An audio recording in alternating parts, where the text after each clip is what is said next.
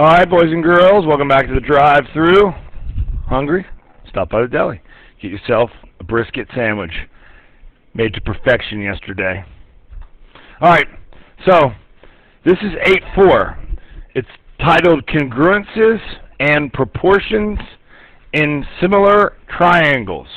Look, we just learned the 3 ways to prove triangles similar. Do you remember that? What were they? AA, snake, and SAS. Okay? Got it? What did we learn right after we learned how to prove triangles congruent? We learned CPCTC. That's what we're learning now. But it's no longer CPCTC.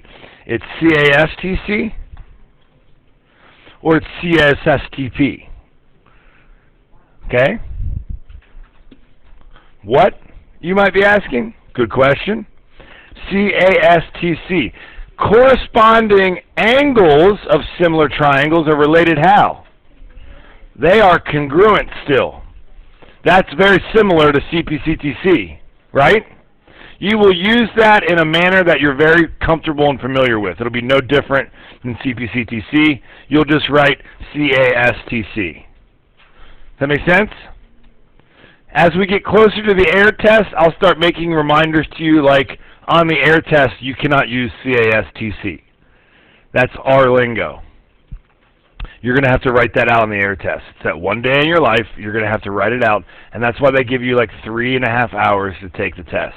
Okay? Sound fair? Okay. So we're not going to do an example for this. Now let's look at CSSTP. You shouldn't memorize these, you should just understand. Okay, corresponding sides. Corresponding sides of similar triangles. Are they congruent? Not necessarily, right? But they're definitely what? Proportional. So that's why we now have 2 different acronyms. And we will do an example here, and we'll be done with the video. So, let's say that FR is parallel to KA. How can we prove that FR times AN equals AK times RN? What? This is kind of new in a proof. Okay, you're all right. What does this remind you of here? Zach? That's right. It's like it just came from the means extremes theorem. So, if we uncross-multiplied this, what would it look like? So like, this is what I'm going to write in parentheses. This is how you should do these proofs.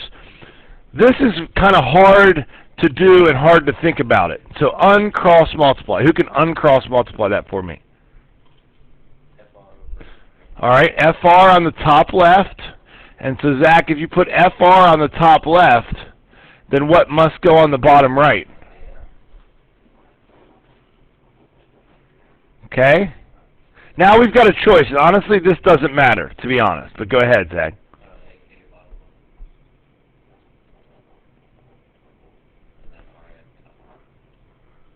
RA, is that what it is? Thank you. Okay?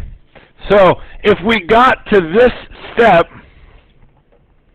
then the next step to get to here would be the means extremes theorem. And that's what we're doing today. You down? All right, now let's do the proof. 1. FR is parallel to KA. That's given.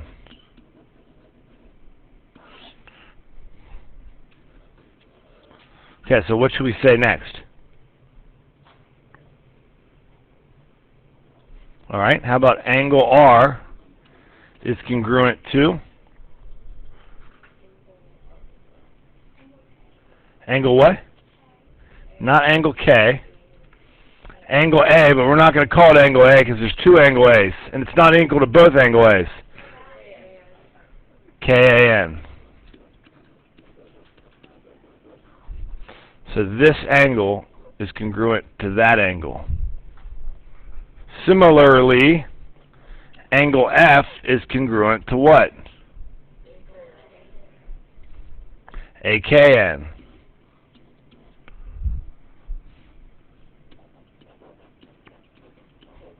What allows me to say that? Good. If lines are parallel, then corresponding angles are congruent. Okay? So now what have I proven?